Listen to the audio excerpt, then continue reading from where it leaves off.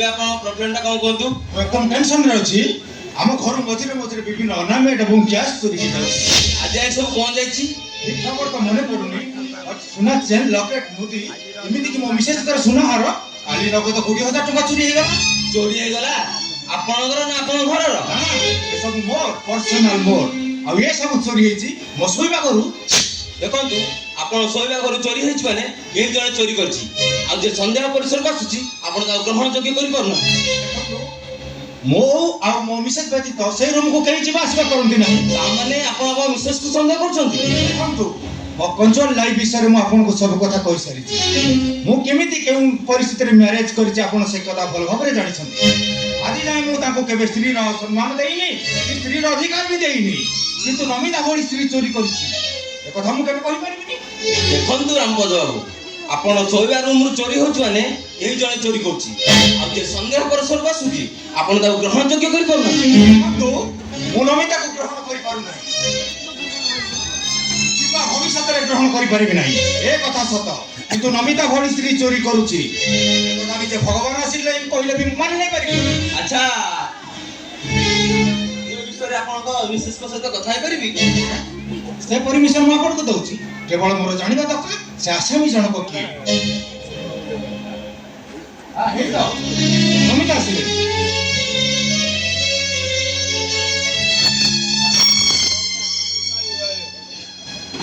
ନମିତା, ଏ ମୋ ବନ୍ଧୁ sub inspector ଜମେଶ ଅଧିକାରୀ। ମୋ ରୁମର ବିଭିନ୍ନ ଅର୍ଣ୍ଣାମେଣ୍ଟ ଏବଂ କ୍ୟାସ୍ ଚୋରି ହେଉଛି। ସେଥିପାଇଁ ମୋ ବନ୍ଧୁଙ୍କ ସାହାଯ୍ୟ ମୁଁ ନେଇଛି। ମୋ ବନ୍ଧୁ ଯାହା ପଚାରିବେ ଠିକ ଠିକ ଉତ୍ତର ଦେବ।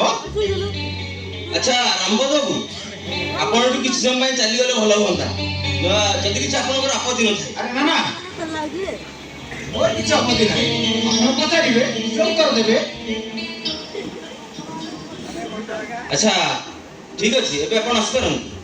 ନମିତା, ମୋ ବନ୍ଧୁ ଯାହା ପଚାରିବେ ଠିକ ଠିକ ଉତ୍ତର ଦେବ। ମୁଁ ଏବେ ଆସୁଛି।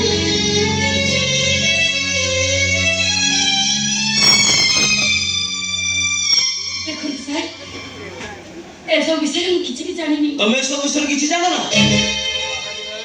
ମୁଁ ଏ ବିଷୟରେ ଜାଣି। ତମେ ଜାଣିଛ ଅତିଥି ଡାକୁଆ କିଏ? ଦେଖନ୍ତୁ ମ୍ୟାଡାମ, ମୁଁ ଯେତେବେଳେ ଜାଣିଛି ଅତିଥି ଡାକୁଆ କିଏ, ତମ ଘରୁ ଟଙ୍କା ପଇସା ସୁନା ଗହଣା ଚୋରି ହଉଛି ମାନେ ଏକଥା ମଧ୍ୟ ମୁଁ ଜାଣିଥିବି। ମୋ କଥାର ଜବାବ ଦିଅ। ଦେଖନ୍ତୁ ସାର୍, ମୁଁ କୋଉ ପରିସ୍ଥିତିରେ ସେ କଥା ମଧ୍ୟ ମୁଁ ଜାଣିଛି। ଅଚିତ୍ୟ ବସନ୍ତିଆ ଖବର ଦେଇଛନ୍ତି, ସେ ଘରେ ଯାହା ଚାହିଁବେ ତମେ ସେଇଆ କରିବ। ମାନେ ମୁଁ ନହେଲେ ତମକୁ ମୋର ମାଠିଆ ଭାଙ୍ଗିଦେବି। ପୁଣି ତମକୁ ଫେରି ଯିବାକୁ ହବ ସେଇ ବସ୍ତିକୁ। ପୁଣି ସେଇ ସାଦା ବଳ ଜୀବନ। ନିଜ ପେଟର ଭୋଗ ପାଇଁ ଅନ୍ୟ କାହା ଦେହର ଭୋଗକୁ ତ ମୁଁ ଲିଭିବାକୁ ହବ। ନିଜ ଦେହର କଞ୍ଚା ମାଂସକୁ ବିକିବାକୁ ହେବ। ଦେଖୁ ସେ ଯାହା କହିବେ, ତମେ ଯାହା କହିବ ମୁଁ ସବୁ କହିବି। ମୁଁ ନୁହଁ, ଅଚିତ୍ତ ବସନ୍ତିଆ ଯାହା ଚାହିଁବେ ତମେ ସେଇଆ କରିବ। ହଁ, ସେ ଯାହା ଚାହିଁବେ ମୁଁ ସେ ସବୁ କରିବି। ଆଉ ତା ସହିତ ଏ ଚମେଶ ଅଧିକାରୀ ଯାହା ଚାହିଁବ ତାକୁ ମଧ୍ୟ ତମକୁ ଦେବାକୁ ହବ। କଣ କହିବେ? ଆପଣ ଯାହା ଚାହିଁବେ ତାହା ଦେବାକୁ ପଡ଼ିବ। କିନ୍ତୁ ବାବୁ, ମୁଁ ଆପଣଙ୍କୁ କଣ ଦେଇପାରିବି? ଏଇ ମଝିରେ ମଝିରେ ଟିକେ ଗେଲ କରିବାକୁ ଚାନ୍ସ ଦବ।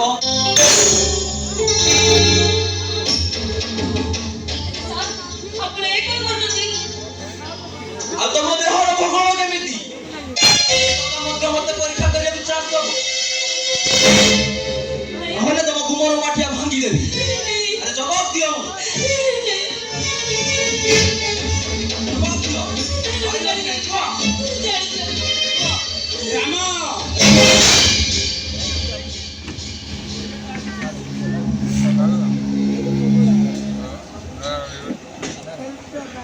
अरे जमेश बाबू आपण ଆଜ୍ଞା ନମସ୍କାର।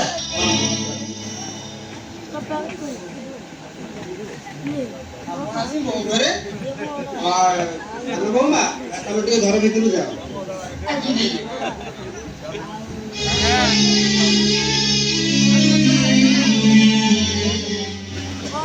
ଜମେଶ ବାବୁ ଆପଣ କେମିତି ଆମ ଘର ଆଡେ ଚାଲି ଆସିଲେ? ନାଇଁ, ତମ ମଝିରେ ମଝିରେ ତମ ଘରୁ ଟଙ୍କା ପଇସା ଚୋରି ହଉଛି ତ ମତେ ରାମପଦାକୁ ଡାକିଥିଲେ, ସେଥିପାଇଁ ଆସିଥିଲି। ସେଥିପାଇଁ ଆମ ଘରୁ କିଏ ଯାଇକି ଏଫଆଇଆର ଦେଇଥିଲେ? ନା ନା, ଏଫଆଇଆର ଦେଇନାହାନ୍ତି। ଆପଣ ଘର ସହିତ ମୋର ପାରିବାରିକ ସମ୍ପର୍କ ସେଥିପାଇଁ ଆସିଥିଲି। ଆପଣଙ୍କ ସହିତ ପୁଣି ପାରିବାରିକ ସମ୍ପର୍କ? ଏମିତି ଥଟ୍ଟା କଲା ଭଳିଆ କଣ କହୁଛନ୍ତି? ମୁଁ ସବ୍ ଇନ୍ସପେକ୍ଟର ରମେଶ ଅଧିକାରୀ। ଆପଣଙ୍କ ଘର ସହିତ ମୋର ପାରିବାରିକ ସମ୍ପର୍କ ଅଛି, ଏହା ଗୋଟେ ଗୌରବର ବିଷୟ। ନିଶ୍ଚୟ ନିଶ୍ଚୟ। ଆପଣଙ୍କ କ୍ୟାରେକ୍ଟର ସାର୍ଟିଫିକେଟ ଯାହା, ମୋ କ୍ୟାରେକ୍ଟର ଆପଣଙ୍କ ସହିତ ସମ୍ପର୍କ ରଖିବା ଯେକୌଣସି ଲୋକ ପାଇଁ ଗୋଟେ ଗୌରବ। ଆରେ ମୋ କ୍ୟାରେକ୍ଟର ସାର୍ଟିଫିକେଟ ବିଷୟରେ ଆପଣ କଣ ଜାଣିଛନ୍ତି? ସବ୍ ଇନ୍ସପେକ୍ଟର ରମେଶ ଅଧିକାରୀ। ଆପଣ ଧର୍ମଶାଳା ଥାନାରେ ଥିଲାବେଳେ ଜଣେ ମହିଳା କନେଷ୍ଟବଳଙ୍କୁ ଖରାପ ବ୍ୟବହାର କଲେ, ଆଉ ସେଇ ମହିଳା କନେଷ୍ଟବଳ ଜଣକ ଆପଣଙ୍କୁ ଜୋତାରେ ବାଡ଼େଇଥିଲେ, ଆଉ ଆପଣ ହେଉଛନ୍ତି ସେଇ ସବ୍ ଇନ୍ସପେକ୍ଟର ରମେଶ ଅଧିକାରୀ। ଭଦ୍ରକ ଥାନାରେ ଥିଲାବେଳେ ଲାଞ୍ଚ ନେଉ ନେଉ ଭିଜିଲାନ୍ସ ହାତରେ ଧରା ପଡ଼ି ଯେ 3 ଖଣ୍ଡ 2000 ଟଙ୍କିଆ ନୋଟକୁ ଗିଳି ଦେଇଥିଲେ, ଆଉ ସେ ଭିଜିଲାନ୍ସ ଅଧିକାରୀ ଜଣକ ଯାହାର ତଣ୍ଟି ଚିପି ଧରିଥିଲେ, ଆଉ ଆପଣ ହେଉଛନ୍ତି ସେଇ ସବ୍ ଇନ୍ସପେକ୍ଟର ରମେଶ ଅଧିକାରୀ। ନିକିରାଇ ଥାନାରେ ଥିଲାବେଳେ କଲେଜ ଝିଅଙ୍କୁ କମେଣ୍ଟ ମାରିଲେ, ଆଉ କଲେଜ ପିଲାମାନେ ମିଶି ଆପଣଙ୍କ ଡ୍ରେସ୍ ଖୋଲି ବିଚ୍ ରାସ୍ତାରେ ଲଙ୍ଗଳା କରି ଆଣ୍ଠି ଆଣ୍ଠି ଘୋଷାରିକି ନେଇଥିଲେ, ଆଉ ଆପଣ ହେଉଛନ୍ତି ସେଇ ସବ୍ ଇନ୍ସପେକ୍ଟର ରମେଶ ଅଧିକାରୀ। କଣ ଏତିକିରେ ରହିବି ନା ଆଉ କିଛି କହିବି? ବାସ୍ ମାତ୍ର ଏତିକି? ମୁଁ ମାନୁଛି ମୋ କ୍ୟାରେକ୍ଟର ସାର୍ଟିଫିକେଟରେ ଏଇ 3-4ଟା ବ୍ଲାକ୍ ସ୍ପଟ ଅଛି। ଆଉ ଭାର୍ଗବପୁର ଫାର୍ମ ହାଉସ କଥା? ଅବଶ୍ୟ ସେ କେସ୍ ସହିତ ଗୋଟାଏ ବହୁର ଇଜ୍ଜତର ପ୍ରଶ୍ନ ଜଡ଼ିତ, ସେଥିପାଇଁ ମୁଁ ଚୁପ୍ ରହିଛି।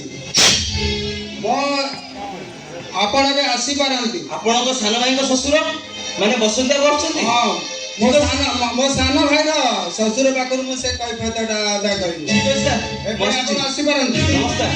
ଯାଆନ୍ତୁ।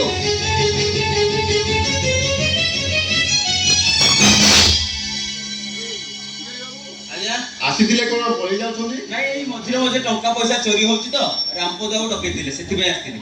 ମୋର ଯାହା ଆଣିବାର ଥିଲା ମୁଁ ଆଣି ସାରିଛି। ଆପଣ ଯାଆନ୍ତୁ, ଆପଣଙ୍କ ପାଇଁ ବହୁତ କିଛି ଅଛି, ମୁଣ୍ଡେଇକି ନେଇକି ଆସିବି। ଯାଆନ୍ତୁ।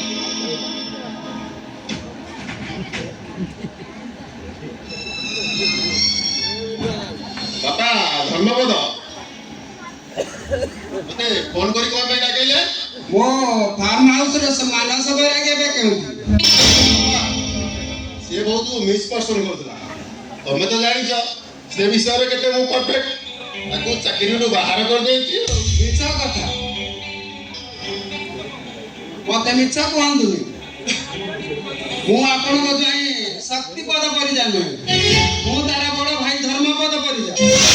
ବାପା ତମେ ତମ ଭଏସ ଶୁଣି ମନେ ହଉଛି ତମେ କଣ ଗୋଟେ ଗୁଣମାଳିଆ କଥା ଶୁଣିଛ।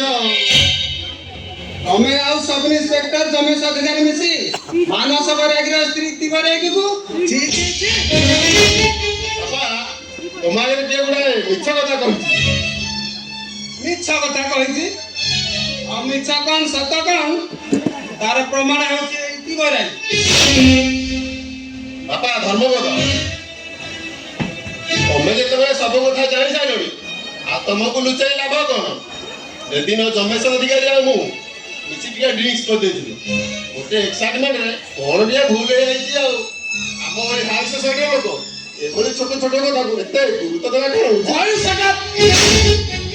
ବାପା ଉତ୍ତପ୍ତ ହୁଅନି, ମୁଁ ମାନୁଛି ସେଇଟା ଆମର ଭୁଲ। ସେଥିପାଇଁ ମାନସ ବୈରାଗ୍ୟକୁ ଦିଆଯାଇଛି କମ୍ପାନସେସନ ମାନେ କ୍ଷତିପୂରଣ। ସେ ଟଙ୍କା ନିଶ୍ଚୟ ମୋ ଫାର୍ମ ହାଉସ ଟଙ୍କା। ହଁ ବାପା ସେଇଟା ହଉଛି ତମ ଫାର୍ମ ହାଉସର କଥା। ମୋ ଦରମାରୁ ଆପଣ ରିକଭରି କରିନେବେ ଆଉ। ମୋ ସାନ ଭାଇର ଶ୍ୱଶୁର ହେଲେ ବି କେତେ ନମ୍ବର ନିର୍ଲଜ ଆପଣ। ଟଙ୍କା 3 ଲକ୍ଷ କମ୍ପାନସେସନ ଦେଇଦେଲ। ଯଦି ଆପଣଙ୍କ ଝିଅ ବନତା ସହିତ ଏମିତି କେହି ଖରାପ ବ୍ୟବହାର କରିଥିବ କେତେ ଟଙ୍କା ଦେଇ ତାର କମ୍ପ୍ରମାଇଜ କରିଥାନ୍ତ।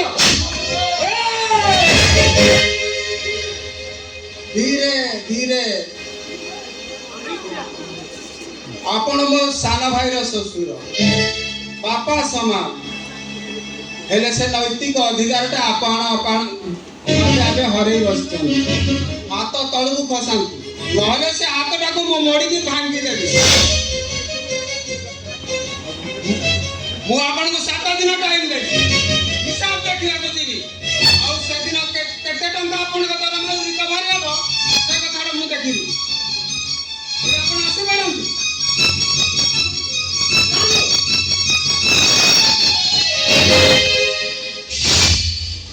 ସେଥିପାଇଁ କ'ଣ ଆପଣ ମୋତେ ବଞ୍ଚେଇ ରଖିଥିଲେ? ପୁଣି ସେଇ କଥା ପୁଣି ଆତ୍ମହତ୍ୟା କରିବ?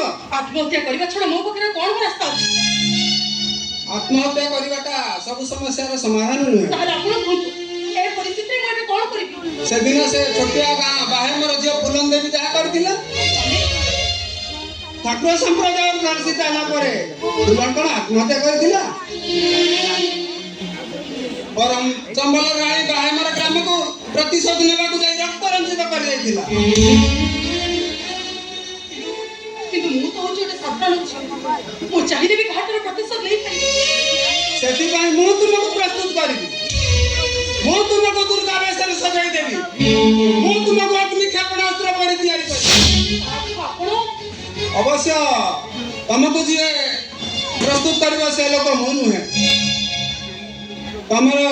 ତମକୁ ଯିଏ ପ୍ରସ୍ତୁତ କରିବ ସେ ଲୋକ ହଉଛନ୍ତି ତମର ସ୍ୱାମୀ ମାନସ ପରେ। ହଁ ମାନସ, ତମେ ଇତି ସହିତ କଥା ହୁଅ, ମୁଁ ଆସୁଛି।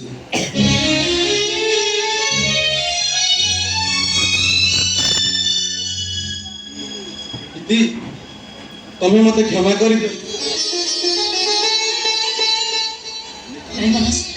ମୁଁ ତମକୁ ଅନେକ ଆଗରୁ କ୍ଷମା କରିଦେଇଛି, ଆଉ ଏ କଥା ବି ବୁଝି ଯାଇଛି କୋଉ ପରିସ୍ଥିତିରେ ପଡି ତମେ ସେ ଲୋକର ସେଦିନ ସବୁ କଥାକୁ ମାନି ନେଇଛ। ଇତି, ମୁଁ ତମକୁ ସତରେ କ୍ଷମା କରିଦେଇଛି, ଆଉ ଏ କଥା କହି ମୋ ମନକୁ ବୁଝେଇ ଦେଇଛି।